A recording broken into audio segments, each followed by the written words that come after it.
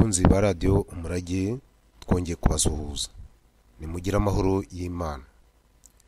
Mu kiganiro cya radio umurage cya kabiri dukunze kubagezaho bitewe n'inshozi iyariyo zimwe mu nsigamigani bimwe mu by'abanyarwanda bakoraga mu muco wabo.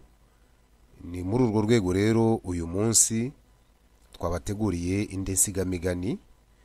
Abatarabashije kumva ibiganiro byahise bijyanye n'insigamigani zimwe na zimwe zirimo kurumagihwa icyo bivuga, amaburakindi, kuza nk'iyagatera, kuba mu mazi abira, bashobora kujya kongera kumva ibyo biganiro biba biri kuri radio umurage kuri www umurage wacu bifatanye akabuye.com.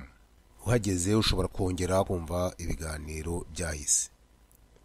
Uyu munsi rero insigamigani twabateguriye nivuga ngo gutera rwaserera. Gutera rwaserera ni iki, byaturutse kuki, byaturutse he?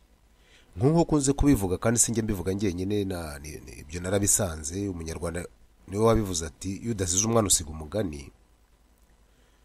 Uku gutera rwaserera ni umugani baca iyo babonye abantu basakabaka, batera imvururu, batera isahinda, nibwo bavuga bati batera rwaserera. Wakomotse ku mugabo rero witwa Rwaserera, wari utuye ahitwa Irusororo mu Rukaryi za Kigali, uvuye mu Bwanacyambwe. Abagereranya bavuga ko ari ahegera umwaka w'1700. Icyo gihe ngo hari ku ngoma ya Kirima wa kabiri Rujugira. Muri icyo gihe ngo habayeho akanda k'inzara, amapfa yarateye, harashyushye, haba kayara, abantu barasonza aho mu Bwanacyambwe n'ubuce buhegereye Ubuganza n'ahandi. Noneho hakaba hari umugabo ngo witwaga Rwaserera w'umukungu cyane. We yari afite imyaka, abantu bakajya baza guca inshuro iwe.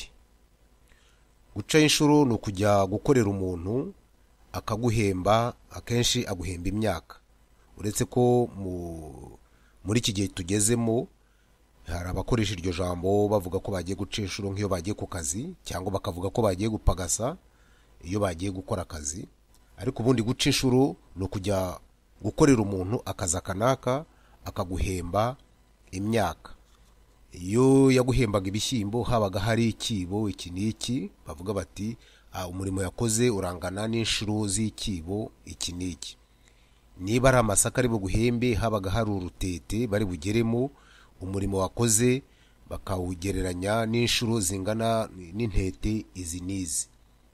Niba ari ibijumba cyangwa imyumbati, hari abageraga ku bitebo cyangwa igitaro, bakavuga bati umurimo wakoze urangana n'inshuro z'iki gitebo izi n'izi. Niho guca inshuro, nicyo guca inshuro bivuga. Nk'uko igeze kubibabwira mu kiganiro cyacu, uko abanyarwanda bahahiranaga, ibyo nabyo biri mu muco. Hari uko kujya guca inshuro cyangwa se kujya kuguranisha imyaka, nk'uko twabibonye mu kiganiro twagiranye kireba no kurumagihwa. Akarere keza imyaka iyi n'iyi, abatabifite iyo myaka bakajyana iyo bafite bakabaguranira. Ubwo bafite uko bumvikanaga, niba wazanye ibingana gutya turaguha ibingana gutya iby'ibyo wifuza. Ubwo mugabo rero abantu bajyaga kumucaho inshuro, yemwe n'abafite ibimasa n'amasuka bakajya iwe guhaha akabahahira. Hanyuma ubwo inzara yarakomeje ica ibintu aho ngaho muri utwo turere. Abasuhuka barasuhuka, bajya guca inshuro bakajya guca inshuro, abajya gupagasa bakajya gupagasa. Noneho hari umugabo wari utuye Buganza bwa Kiramuruzi witwaga Rubanguka rwa Mpama. Yarikoze ajya gukeza Rwaserera kugira ngo amuhake. Aragenda, ageze ati nje kugukeza ngo unsindire iki cyago cy'inzara. Rwaserera aramwemerera, aramuhaka, ashyira mu bahinzi be bamuhingiraga. Gihajyamo akorana nk'abandi bakozi. Bukeye Rwaserera ajya kureba aho abahinzi be bahinga. Ahageze asanga Rubanguka arihagarariye aronsa umuhini. Rwaserera biramurakaza cyane, aramutuka, aramutonganya, aramubwira ati urabona ngo iyi nyana y'imbwa y'umuganza w'umudeshyi irandeheshereza abahinzi, nkabona iwanyu mwararimbuwe n'inzara n'ubwo bunebwe bwanyu. Mu bitutsi rero by'abanyarwanda hari icyo ngicyo cyo kuvuga ngo inyana y'imbwa, hari naho bavuga ngo ni umwana w'imbwa. Icyo gitutsi ni igitutsi kibabaje cyane, kuko abagututse icya mbere cyo imbwa ntigira inyana, inyana ni iy'inka. Imbwa nk'uko twigeze kubibona mu kiganiro cyacu, imbwa ni inyamaswa ubundi isuzuguritse, ishinzwe akazi ko kurinda urugo no guhiga. Iyo bakwise inyana y'imbwa rero, cyangwa umuntu abwiye undi ngo ni inyana y'imbwa, ntabwo aba ari we watutse wenyine, abamutukiye n'umubyeyi, kuko inyana ni iy'inka. Noneho rero inyana y'imbwa ni ukuvuga ko wowe uba ukomoka kuri iyo mbwa. Rubanguka byumvise ararakara, isuka arayijugunya hasi arigendera, n'inshuro ye arayireka, arataha iwabo mu Buganza bwa Kiramuruzi. Ahageze ubwo bari bategereje ko azana inshuro, babona ntayazanye, abatekereza uko byamugendekeye aho ngaho kwa Rwaserera. Noneho ubwo ngubwo Rwaserera abonye Rubanguka agiye, nawe biramurakaza cyane, nibwo avuze ati nta wundi muganza nzongera guhingisha cyangwa no guhahira, ati kuko abaganza ndababonye uko bameze. Kuva ubwo uje kwa Rwaserera mbere yuko muha akazi amucira inshuro, akabanza kumubaza aho aturutse, yasanga aturutse mu Buganza akamwirukana. Ubwo abanyabuganza babura aho bahahira kubera iyo myitwarire ya Rubanguka, nabo birabababaza. Haciye iminsi Rubanguka agisha inama bagenzi be bo mu Buganza, arababwira ati mwaretse tugatera Rwaserera, ati tukamutera bakamunyaga na buriya bukungu bwe. Bagenzi be baranga, baramubwira bati ntabwo twakwiteza umuntu ejo bitazatugwa nabi mu batware cyangwa ibwami.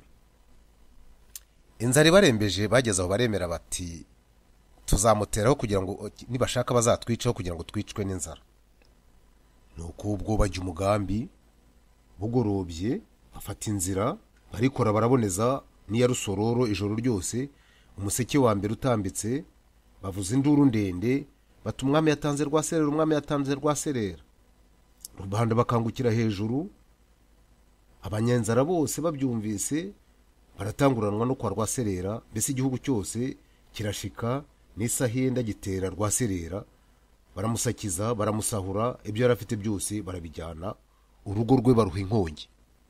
Kuruha inkongi no kuvuga ko bamutwikiye, baruha inkongi y'umuriro, baramutwikiye. Ubwo ngubwo nyine Rwaserera we barahatera, bahahindura itongo, ibyo yari afite byose barabisahura, barabijyana, biturutse ku mucanshuro w'umunebwe witwaga Rubanguka rwa Mpama w'Ikiramuruzi. Ubwo kuva ubwo babona abantu bari ku misozi basahinda, basakabaka, bavuza induru, bakavuga bati bari abantu baratera Rwaserera. Uwo mugani wo gutera Rwaserera naho waturutse kuri uwo mugabo Rwaserera wo mu Rukaryi wirukanye Rubanguka, wari waje guca inshuri iwe, yamushyize mu bahinzi. Abagezeyo arabadehesha, hanyuma Rwaserera mututse agira umujinya, arataha, akora kuri bagenzi be, baraza barasakuza, barasakabaka aho ngaho kwa Rwaserera. Abaturage bose ibya Rwaserera barabitwara. Gutera Rwaserera rero ni ukutera induru z'urudaca, gusakabaka, gutera imvururu. Naho uwo mugani waturutse wo gutera Rwaserera. Niyo mpamvu uzumva abantu basakabaka, hirya iri ukajya kumva umuntu aravuze ati hariya ko batera Rwaserera byagenze gute. Ntabwo baba bateye umuntu uri aho ngaho witwa Rwaserera, ahubwo nuko baba basakabaka bavuza induru. Naho uwo mugani waturutse. Iyi nsigamigani yo gutera Rwaserera twayikuye mu gitabo cy'ibirari by'insigamigani, igitabo cya mbere, icapiro rya 3, cyanditswe na Minisiteri y'Urubyiruko, Umuco na Siporo, Ingoro y'Umurage y'u Rwanda. Abari baduteze amatwi rero turabashimiye kuba mwabashije gukurikirana iki kiganiro cyacu. Abatarabashije gukurikiranira ibiganiro byashize, mushobora kongera kubikurikirana kuri radio Umurage, kuri www.umurage-wacu-bifatanye.com. Murakoze, murakagira Imana. Mwari kumwe na Damasi Birekeraho kuri radio Umurage.